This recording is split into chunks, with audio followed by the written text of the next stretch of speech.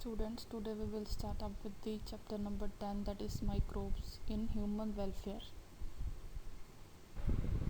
Firstly, what are microbes? Microbes are the minute organisms that can't be seen with your naked eyes.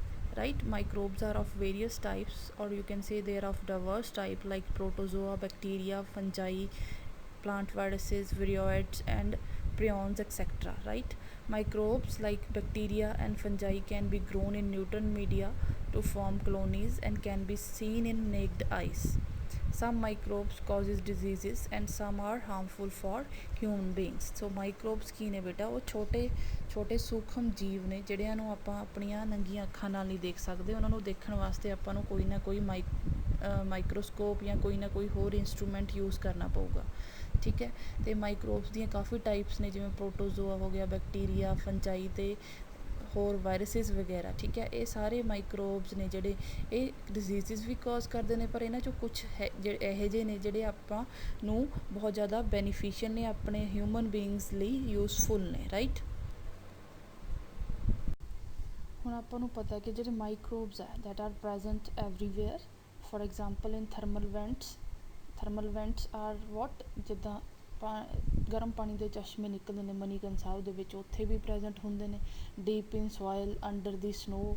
ਠੀਕ ਹੈ, ਅਤੇ ਕਾਫੀ types ਦੇ ਹੁੰਦੇ ਨੇ ਮਾਈਕਰੋਬਸ, ਜਿੱਦਾਂ ਪ੍ਰੋਟੋਜ਼ੋਆ, ਬੈਕਟੀਰੀਆ, ਫੰਜਾਈ ਆਪਾਂ ਪਹਿਲਾਂ ਵੀ ਡਿਸਕਸ ਕੀਤਾ। ਇਹਨਾਂ ਤੋਂ ਆਪਾਂ ਨੂੰ ਯੂਜ਼ਫੁਲ ਐਂਟੀਬਾਇਓਟਿਕਸ ਵੀ ਮਿਲਦੀਆਂ ਨੇ, ਅਤੇ ਕੁਛ ਕੀ ਕਰਦੇ ਨੇ, ਡਿਜ਼ੀਜ਼ਿਸ ਵੀ ਕਾਜ਼ ਕਰਦੇ ਨੇ। ਹੁਣ ਆਪਾਂ ਇਸ ਚੈਪਟਰ ਦੇ ਵਿੱਚ ਪਹਿਲਾਂ ਵੀ ਮੈਂ ਦੱਸਿਆ ਕਿ ਮੇਨਲੀ ਕੀ 'ਤੇ ਫੋਕਸ ਕਰਨਾ ਕਿ what are their ਯੂਜ਼ਿਸ।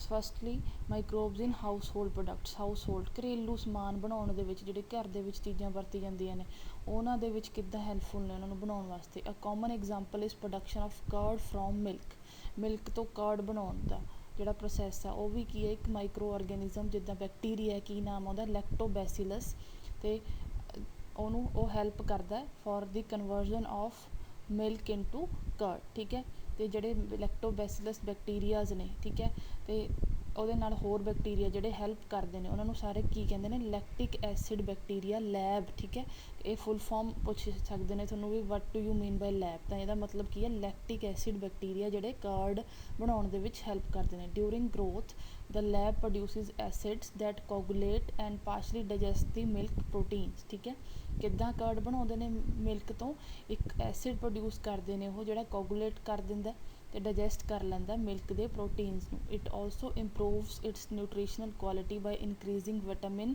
B12 in our stomach too। the lab play a very beneficial role in checking disease causing microbes। ਆਪਣੇ ਸਟਮਕ ਦੇ ਲਈ ਵੀ ਬਹੁਤ ਬੈਨੀਫੀਸ਼ੀਅਲ ਆ ਇਹ ਲੈਬ ਬੈਕਟੀਰੀਆ, ਤਾਂ ਹੀ ਡਾਕਟਰਸ ਰਿਕਮੈਂਡ ਕਰਦੇ ਨੇ ਕਿ ਕਰਡ ਜ਼ਰੂਰ ਖਾਓ। ਠੀਕ ਹੈ, ਇੱਕ ਟਾਈਮ ਖਾਓ, ਭਾਵੇਂ ਡੇਲੀ ਖਾਓ ਜ਼ਰੂਰ।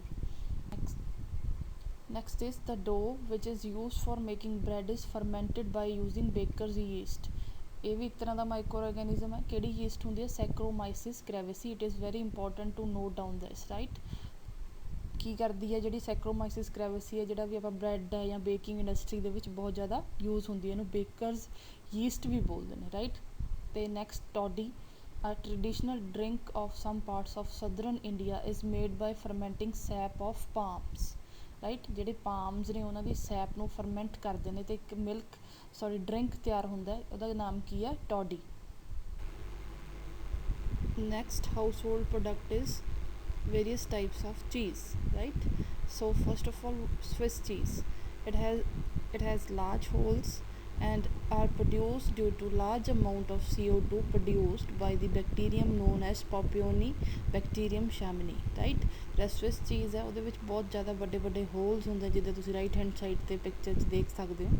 ਉਹ ਕਿਹਦੇ ਕਰਕੇ ਬਣਦੇ ਨੇ, ਜਦੋਂ ਇਹ ਆਪਾਂ ਬੈਕਟੀਰੀਅਮ ਐਡ ਕਰਦੇ ਹਾਂ, ਠੀਕ ਹੈ, ਚੀਜ਼ ਦੀ ਪ੍ਰੋਡਕਸ਼ਨ ਦੇ ਦੌਰਾਨ, ਤਾਂ ਇਹ ਕਾਫੀ ਜ਼ਿਆਦਾ CO2 ਰਿਲੀਜ਼ ਕਰਦਾ। ਜਿੱਥੋਂ CO2 ਰਿਲੀਜ਼ ਹੁੰਦੀ ਹੈ ਫਿਰ ਚੀਜ਼ ਦੇ ਵਿੱਚੋਂ, ਉੱਥੇ ਵੱਡੇ ਸਾਰੇ ਹੋਲ ਬਣ ਜਾਂਦੇ ਨੇ, ਜਿਹਦੇ ਕਰਕੇ ਉਹਨੂੰ ਚੀਜ਼ ਨੂੰ ਕੀ ਨਾਮ ਦਿੰਦੇ ਆਪਾਂ, ਸਵਿਸ ਚੀਜ਼। ਸੈਕਿੰਡ ਟਾਈਪ ਹੈ ਰੌਕਫੋਰਟ ਚੀਜ਼। ਇਹ ਕੀ ਹੈ, ਇੱਕ ਤਰ੍ਹਾਂ ਦਾ ਉਹ ਚੀਜ਼ ਹੈ ਜਿਹਨੂੰ ਆਪਾਂ ਰਾਈਪਨ ਕਰਦੇ ਹਾਂ, ਇੱਕ ਵਾਰ ਬਣਾਉਂਦੇ ਹਾਂ, ਠੀਕ ਹੈ, with the help of bacterium ਹੀ ਬਣਾਉਂਦੇ ਹਾਂ, ਪਰ ਫਰਦਰ ਉਹਨੂੰ ਰਾਈਪਨ ਕੀਤਾ ਜਾਂਦਾ with the help of a specific fungus. Right, to add a particular flavour to it. Clear. Next ਆ ਗਿਆ ਮਾਈਕਰੋਬਸ ਇਨ ਇੰਡਸਟਰੀਅਲ ਪ੍ਰੋਡਕਟਸ। ਹੁਣ ਇੰਡਸਟਰੀ ਦੇ ਵਿੱਚ ਕਿੱਥੇ ਯੂਜ਼ ਹੁੰਦੇ ਨੇ microbes. Production an industrial scale requires microbes in very large vessels called fermenters. ਜਦੋਂ industrial level 'ਤੇ ਆਪਾਂ ਯੂਜ਼ ਕਰਨਾ ਮਾਈਕਰੋਬਸ ਨੂੰ ਤਾਂ ਉਹਨਾਂ ਨੂੰ ਗਰੋ ਕੀਤਾ ਜਾਂਦਾ ਵੱਡੇ ਵੱਡੇ ਵੈਸਲਸ ਦੇ ਵਿੱਚ, ਜਿਨ੍ਹਾਂ ਨੂੰ ਆਪਾਂ ਕੀ ਕਹਿੰਦੇ ਹਾਂ ਫਰਮੈਂਟਰਸ। ਠੀਕ ਹੈ, ਉਹਨਾਂ ਫਰਮੈਂਟਰਸ 'ਚੋਂ ਉਹਨਾਂ ਨੂੰ ਬਾਹਰ ਕੱਢਿਆ ਜਾਂਦਾ ਵੈਸਲਸ 'ਚੋਂ ਜਿੰਨੀ ਉਹਨਾਂ ਦੀ ਜ਼ਰੂਰਤ ਹੁੰਦੀ ਹੈ, ਅਤੇ ਉਹਨਾਂ ਨੂੰ ਯੂਜ਼ ਕੀਤਾ ਜਾਂਦਾ for the production of various products, right. First ਹੈ ਫਰਮੈਂਟਡ ਬੀਵਰੇਜਿਸ। ਠੀਕ ਹੈ, ਫਰਮੈਂਟਡ ਬੀਵਰੇਜਿਸ ਕੀ ਹੁੰਦੀਆਂ, ਜਿਵੇਂ ਵਾਈਨ ਹੋ ਗਈ, ਬੀਅਰ ਹੋ ਗਈ। ਠੀਕ ਹੈ, ਇਹਨਾਂ ਦੀ ਪ੍ਰੋਡਕਸ਼ਨ ਦੇ ਵਿੱਚ ਯੂਜ਼ ਹੁੰਦਾ, ਰਾਈਟ। ਤਾਂ ਸਭ ਤੋਂ ਪਹਿਲਾਂ ਯੀਸਟ ਦਾ ਰੋਲ ਦੱਸਿਆ। Saccharomyces cerevisiae used for bread making and commonly called brewers yeast is used for fermenting malted cereals and fruit juices to produce ethanol, right? Wine and beer are produced without distillation, whereas whiskey, brandy and rum are produced by distillation of fermented broth.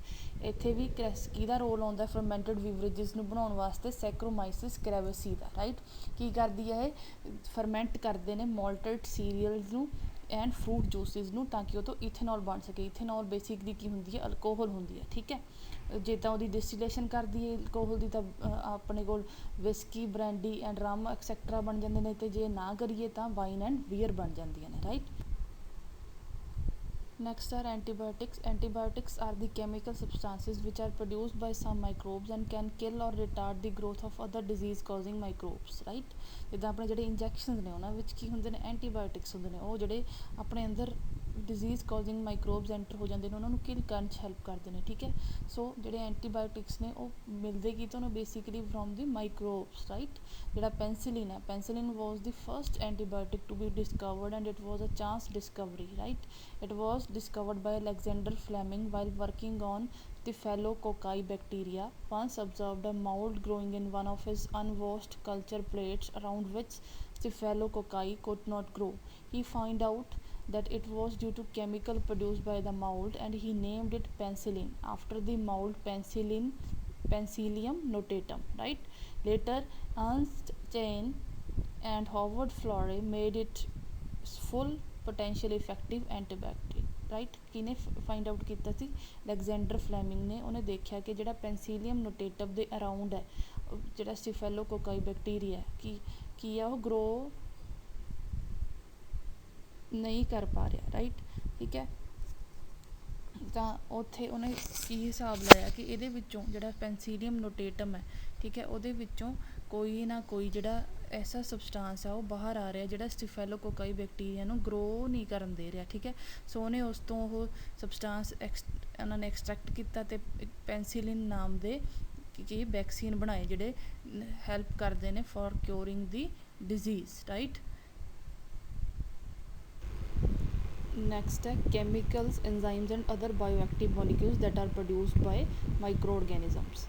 ਸੋ ਇਸ slide ਦੇ ਵਿੱਚ ਆਪਾਂ ਦੇਖਾਂਗੇ ਕਿ ਆਪਾਂ ਕਿਹਦੀ ਗੱਲ ਕੀਤੀ ਹੈ, ਕੈਮੀਕਲਸ। ਠੀਕ ਹੈ, ਜਿੱਦਾਂ ਸਿਟਰਿਕ ਐਸਿਡ ਹੋ ਗਿਆ, ਐਸੀਟਿਕ ਐਸਿਡ ਹੋ ਗਿਆ, ਬੁਟੈਰਿਕ ਐਸਿਡ, ਲੈਕਟਿਕ ਐਸਿਡ, ਇਥੇਨੋਲ, ਇਹ ਸਾਰੇ ਇੰਡਸਟਰੀਜ਼ 'ਚ ਵੀ ਯੂਜ਼ ਹੁੰਦੇ ਨੇ ਅਤੇ ਕੁਛ ਘਰੇ ਵੀ ਯੂਜ਼ ਹੁੰਦੇ ਨੇ। ਠੀਕ ਹੈ, ਇਹਨਾਂ ਨੂੰ ਕਿਹੜਾ ਔਰਗੈਨਿਜ਼ਮ ਪ੍ਰੋਡਿਊਸ ਕਰਦਾ, ਉਹ ਬੈਕਟੀਰੀਅਮ ਹੈ ਜਾਂ ਫੰਗਸ ਹੈ ਜਾਂ ਯੀਸਟ ਹੈ, ਉਹ ਤੁਸੀਂ ਨੋਟ ਡਾਊਨ ਕਰ ਲਓ। ਠੀਕ ਹੈ, next ਹੈ enzymes. There are various enzymes that are produced or that are obtained from the microbes, right? First is lipase. Lipase enzyme is used in laundry detergents, right? Laundry ਕੀ ਹੁੰਦੀ ਹੈ, ਕੱਪੜੇ ਧੋਣੇ ਜਿੱਥੇ ਆਪਾਂ ਡਿਟਰਜੈਂਟ ਬਣਾਉਣ ਵਾਸਤੇ ਯੂਜ਼ ਹੁੰਦਾ, ਰਾਈਟ। ਪੈਕਟੀਨੇਜ਼ ਐਂਡ ਪ੍ਰੋਟੀਏਜ਼। ਪੈਕਟੀਨੇਜ਼ ਐਂਡ ਪ੍ਰੋਟੀਏਜ਼ ਜਿਹੜਾ ਇੰਜ਼ਾਈਮ ਹੈ, it is used in bottle juices, ਜਿੱਥੇ ਜਿਹੜੇ ਜੂਸ ਆ ਉਹਦੀ ਪੈਕਿੰਗ ਦੇ ਦੌਰਾਨ ਉਹਨਾਂ ਨੂੰ ਬਣਾਉਣ ਦੇ ਦੌਰਾਨ ਹੈਲਪ ਕਰਦਾ, right. Next is streptokinase. Streptokinase enzyme is obtained from Streptococcus bacterium and it is used as a clot buster. ਠੀਕ ਹੈ, ਕਲੌਟ ਬਸਟਰ ਦਾ ਕੀ ਮਤਲਬ ਹੈ, ਜਿਹੜੇ ਬਲੱਡ ਦੇ ਕਲੌਟਸ ਬਣ ਜਾਂਦੇ ਨੇ ਕਿਤੇ ਨਾ ਕਿਤੇ ਨਾੜਾਂ ਦੇ ਵਿੱਚ, ਠੀਕ ਹੈ, ਉਹਨਾਂ ਨੂੰ ਰਿਮੂਵ ਕਰਨ ਦੇ ਵਿੱਚ ਹੈਲਪ ਕਰਦਾ ਤਾਂ ਕਿ ਜਿਹੜਾ ਪਰਸਨ ਉਹਨੂੰ ਹਾਰਟ ਅਟੈਕ ਤੋਂ ਆਪਾਂ ਬਚਾ ਸਕੀਏ। Next are bioactive molecules. First bioactive molecule is cyclosporin A. It is produced by Trichoderma polysporum fungus, right? It is used as immunosuppressive agent during organ transplant in patients. immunosuppressive agent ਕਿਹੜਾ ਹੁੰਦਾ, ਜਿਹੜਾ immunity ਨੂੰ suppress ਕਰਦਾ। ਠੀਕ ਹੈ, ਇਹਦੇ ਵਿੱਚ ਦੇਖੋ ਜਦੋਂ ਔਰਗਨ ਟਰਾਂਸਪਲਾਂਟ ਹੁੰਦੀ ਹੈ ਫੋਰਨ ਪਰਸਨ ਤੋਂ, ਠੀਕ ਹੈ, ਇੱਕ ਫੋਰਨ ਔਰਗਨ ਆ ਰਹੀ ਹੈ ਕਿਸੇ ਪੇਸ਼ੈਂਟ ਦੀ ਬੋਡੀ ਦੇ ਅੰਦਰ, ਰਾਈਟ। ਤਾਂ ਉਦੋਂ ਕੀ ਹੁੰਦਾ, ਜਿਹੜੀ ਬੋਡੀ ਹੈ ਉਹਨੂੰ ਕਈ ਵਾਰ ਰਿਜੈਕਟ ਕਰ ਦਿੰਦੀ ਹੈ, ਫੇਲੀਅਰ ਹੋ ਜਾਂਦਾ ਔਰਗਨ ਦਾ, ਉਹਨੂੰ ਅਸੈਪਟ ਨਹੀਂ ਕਰਦੀ ਉਸ ਪੇਸ਼ੈਂਟ ਦੀ ਬੋਡੀ, ਠੀਕ ਹੈ। ਅਤੇ ਉਸ ਕਰਕੇ ਉਹਨੂੰ ਕੀ ਕੀਤਾ ਜਾਂਦਾ, ਬਾਇਓਐਕਟਿਵ ਮੋਲੀਕਿਊਲ ਦਿੱਤਾ ਜਾਂਦਾ ਸਾਈਕਲੋਸਪੋਰਿਨ ਏ, ਤਾਂ ਕਿ ਜਿਹੜੀ ਉਹਦੀ ਪਰਸਨ ਦੀ ਇਮਿਊਨਿਟੀ ਹੈ ਉਹਨੂੰ ਫੋਰਨ ਚੀਜ਼ ਦੀ ਤਰ੍ਹਾਂ ਨਾ ਡੀਲ ਕਰੇ, ਠੀਕ ਹੈ, ਉਹਨੂੰ ਐਜ਼ ਅ ਫੋਰਨ ਏਜੰਟ ਦੀ ਤਰ੍ਹਾਂ ਨਾ ਡੀਲ ਕਰੇ, ਉਹਨੂੰ ਆਪਣੇ ਬੋਡੀ ਦੇ ਅੰਦਰ ਅਬਜ਼ੋਰਬ ਕਰ ਲੇ, ਤਾਂ ਕਿ ਜਿਹੜਾ ਪੇਸ਼ੈਂਟ ਆ ਉਹਨੂੰ ਇੱਕ ਨਵੀਂ ਔਰਗਨ ਮਿਲ ਜੇ ਅਤੇ ਉਹ ਸਰਵਾਈਵ ਕਰ ਸਕੇ। ਸੈਕਿੰਡ ਟਾਈਪ ਦਾ ਬਾਇਓਐਕਟਿਵ ਮੋਲੀਕਿਊਲ ਹੈ ਸਟੈਟਿਨਸ, ਠੀਕ ਹੈ। It is produced by a yeast known as Monascus purpureus and it is used as blood cholesterol lowering agent. ਇਹ ਬਲੱਡ ਕੋਲੈਸਟਰੋਲ ਨੂੰ ਲੋਅਰ ਕਰਦਾ, ਠੀਕ ਹੈ, ਰਾਈਟ। ਅਤੇ ਇਹ ਕੀ ਕਰੂਗਾ ਫਿਰ, ਆਪਾਂ ਜਿਹੜਾ ਪਰਸਨ ਆ ਉਹਨੂੰ ਕਿਸੇ ਵੀ ਹਾਰਟ ਰਿਲੇਟਡ ਪ੍ਰੋਬਲਮ ਹੈ ਉਹ ਤੋਂ ਬਚਾਊਗਾ, right. Thank you so much. Next part of this chapter will be discussed in the next video, so look for that.